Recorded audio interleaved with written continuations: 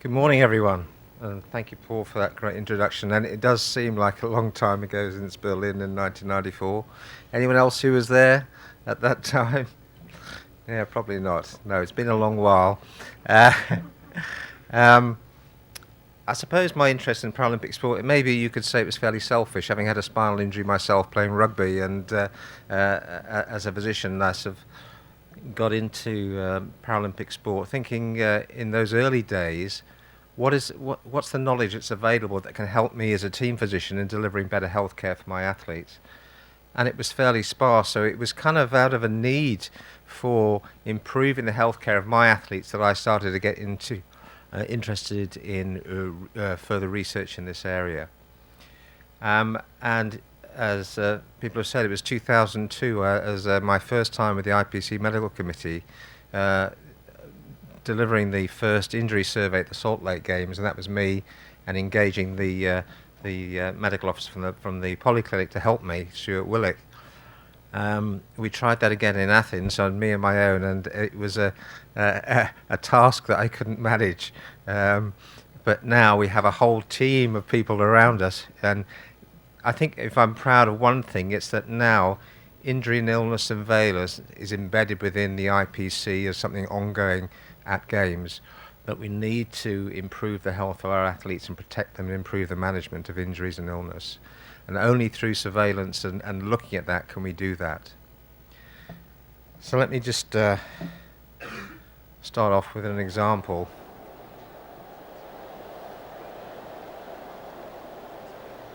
The third person going down there was Sherry Blowett, who is our chair now. And you can see also how not to react in certain situations, not to run onto the track without looking what's happening, how not to yank up athletes who've just fallen over by their shoulders, and so on. So improving and educating, learning from these events that occur, it's an ongoing process that we must engage in. Some of you may have already seen this publication, which looked at the epidemiology of injuries at the London 2012 Games, and that was the first real summer Paralympic Games injury and illness survey. And that documented over 633 injuries and 539 athletes. And we published that, but that's the broad overview. What we need to do as we move forward is to get down into the nitty-gritty of sport specificity. And if we look at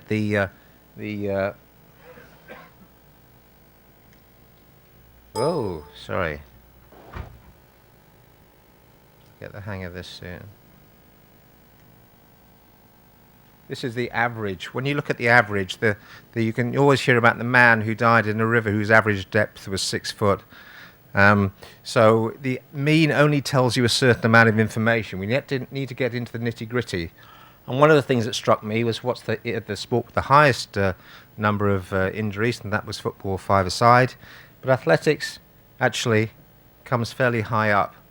But as we know, athletics is not really one sport. It's lots of different sports, particularly with the wheelchair element adding into it, makes it very different to able-bodied athletics. There's so many different facets to athletics, which means you need to dive into the detail to understand what does that bar really mean in terms of our understanding and improving our knowledge.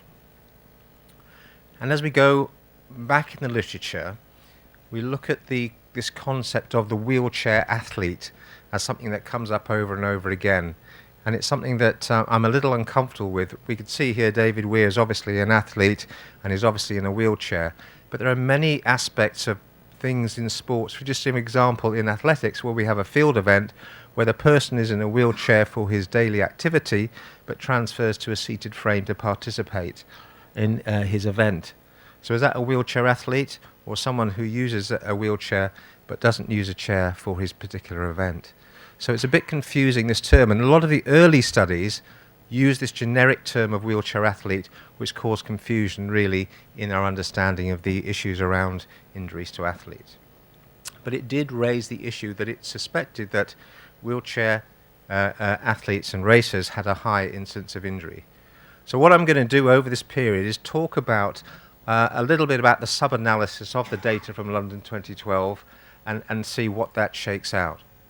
And actually, in the next few weeks, you should be able to download the publication, which has been accepted by the American Journal of Sports Medicine, and hopefully you'll be able to see that fairly soon and read the full text of the data that we analysed. So what I'm going to present today is this sub-analysis of the London injury surveillance in relation to athletics, and to try and characterise the proportion of incidents of injury and look at if there are any messages there that we can see that we can use in terms of prevention in the future. We had 977 athletes participating in the sport of athletics, and we monitored them over the 10-day periods of the games. Clearly we need to define injuries, what we're going to use, and this is one of the issues in many studies, and since 2010 we've used these injury definitions.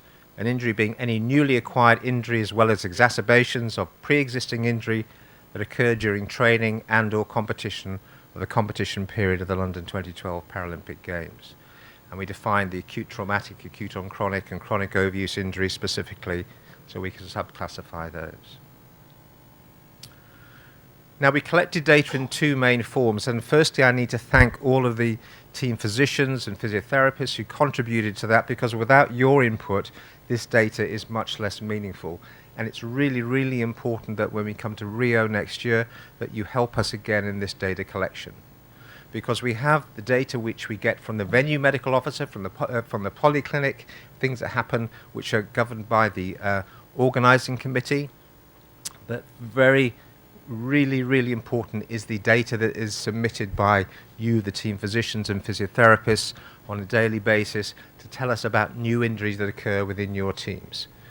And with my colleague Professor Wayne Derman, who is really responsible with his colleague Martin Schwellnus then at Cape Town, developed this online system where you could put in the information each day about new injuries and illnesses, and it's brilliant that it only takes a few minutes to do, and it's if you can spare us that time moving forward, it will continue to improve the quality of data that we collect at these surveys.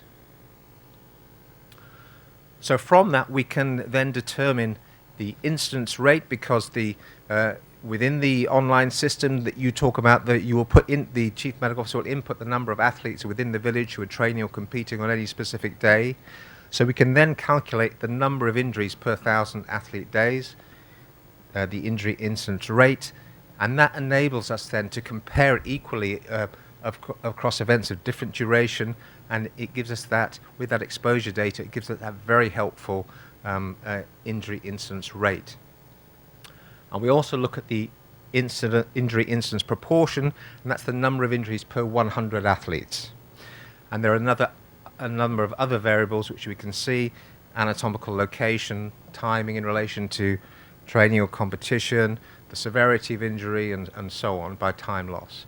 And I'm going to talk about only some of these data, but they are available in the full paper as that becomes available. So if we look at the results, there were 216 injuries reported in the sport of athletics during London 2012, and that was in 977 athletes, which give us an incidence proportion of 18.4 injuries per 100 athletes. So 1 in 5 of your athletes approximately are going to be injured during an event like this. And it gives us the incidence rate, 22.1 injuries per 1,000 athlete days. And you can see there's a slight difference between the track and the field, but not marked. So we look at field events first of all. It's useful here. This compares, look, we can see that there's no significant gender difference. There's no significant difference of number of injuries by age. And if we look at the ambulant throwing events, we can see that the CP throwers had a slightly reduced number of injuries compared to the others. If we look at the track athletes, we see that there is a significant difference between the number of the injury rate between males and females, so significantly higher in males. And also the ambulant CP athletes had a lower injury of incidence in the track. and wheelchair racing even lower, and I'm going to come back to that in a short while. So let's go into that then. The incidence rate of injuries by impairment in track athletics. So we can see that actually wheelchair racing has the lowest incidence of injury amongst all those, which may be counterintuitive for some people who previously thought that wheelchair racing was a high cause of problems. So if we take our overall data from London 2012, and we've got the mean on the left-hand side in the blue column, and then we take wheelchair track as an individual sport, we can actually start to place that in terms of injury risk, in proportion to the remainder of the IPC sports. So that's why taking these means and just having a broad brush a look at it is not really helpful in terms of where we need to target maybe our attention for injury prevention strategies.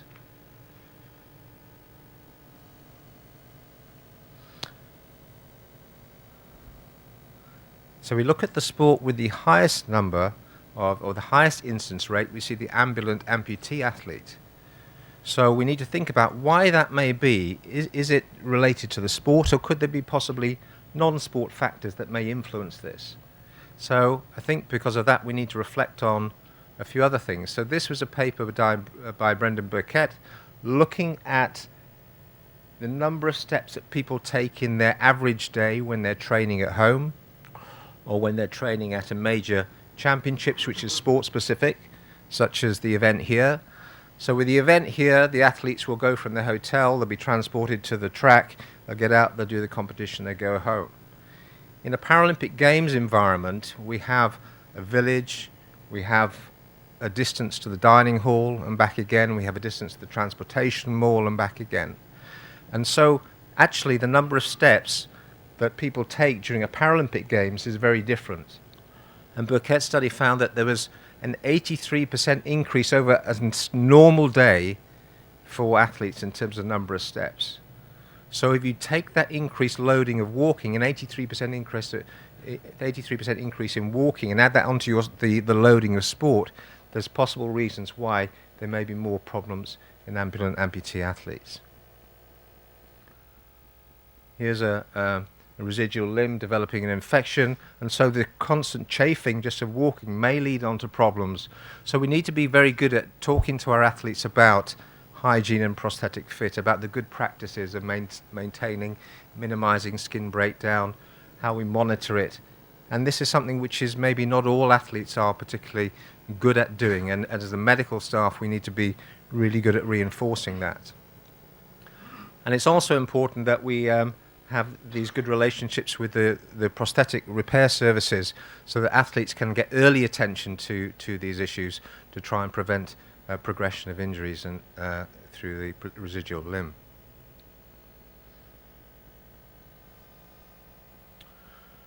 So we look at injuries in wheelchair athletes by event type.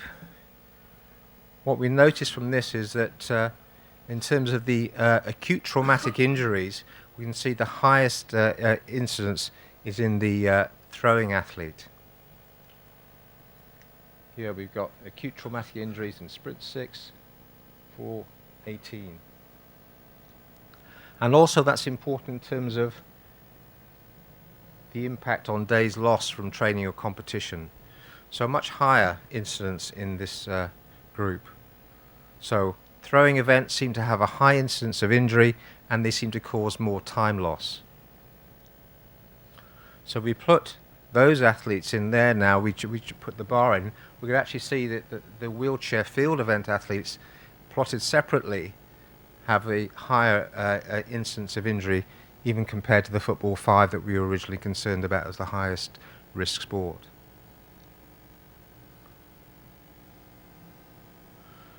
If we look at the top 5 injuries by anatomical region in wheelchair athletes, we see the shoulder and elbow as coming up.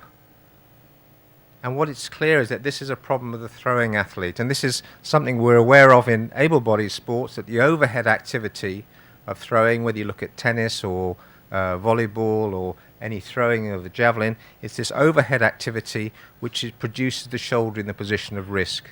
That the pushing of the chair itself seems to be less of a cause of a problem. But it's the overhead activity combined with pushing the chair and day-to-day activity which seems to be the main risk factor. And as Peter alluded to earlier, we need to think about the consequences of these injuries on athletes' future health, how they can continue with propulsion, from transfer, from chair to bed, to toilet, to the car, how they manage self-care, driving, and so on. So the impact of a shoulder injury to the wheelchair athlete can have significantly greater impact. If we now go and have a look at the anatomic region of injury in the ambulatory athletes, what we see is that the thigh, the hamstring, the quadriceps, the muscle injuries in a running athlete, as you would see in able-bodied athletics, is the most common site of injury in track athletics. So the thigh, the knee, the low back, lower leg, foot and ankle. So from the back downwards, as similar patterns as we see in track athletics, which is reassuring in some respects. So what do we take home from that? For some of the things that we've seen, the age itself does not predict injury. There does not appear to be any greater instance of injury with our older athletes, and para-athletics does have more older athletes than able-bodied athletics. That the ambulant CP track athletes experience lower incidence of injury compared to others, and we need to reflect on that and think about why that may be. That wheelchair-seated athletes are at higher risk of shoulder injury in field events compared to wheelchair racing. So maybe we need to think about training practices, maintenance, how the shoulder is trained. The ambulant athletes experience a high sense of injury to the thigh, predominantly observed in track athletes. So we need to think about our hamstring training protocols and rehabilitation protocols. As you know, that the highest predictor of a hamstring injury is a previous hamstring injury. So we need to think about how we rehabilitate these athletes, and are we doing it most effectively. And the wheelchair-seated athlete experienced the highest sense of injury to the shoulder and clavicle, predominantly in the field athletes. So, as I said, we're going to continue the surveillance program going on into Rio 2016. As I say, it is part of the embedded IPC policy for injury and illness surveillance. But the program is run by the medical committee and volunteers at the Games and the work that you do. And so, this is not a very highly funded program. It does take us a while, I say, to do the analysis. We're all individual practitioners who try and then work together internationally to bring together these publications to you. But without your input going forward in helping put this data in, we wouldn't have this data to present to you. So I really do thank you for that, and would encourage you to help us going forward. But I also think there's a role for athletics itself to take on the mantle of doing longitudinal studies within your sport to get much better data, because these games data is snapshots of time rather than longitudinal. So I think, if you as major nations can get together, group together, and start to develop policies of sharing anonymized data, looking at the injury risk over a longer period of time, this will have a much better impact on really understanding the causes and if there are successful strategies for injury and illness prevention. But I want to recognize my colleagues and thank them for all their work, and to thank you for your attention. And I'm sorry that you'll have to listen to me a couple of times more later today. And I hope you won't be bored with my voice by the end, but thank you very much.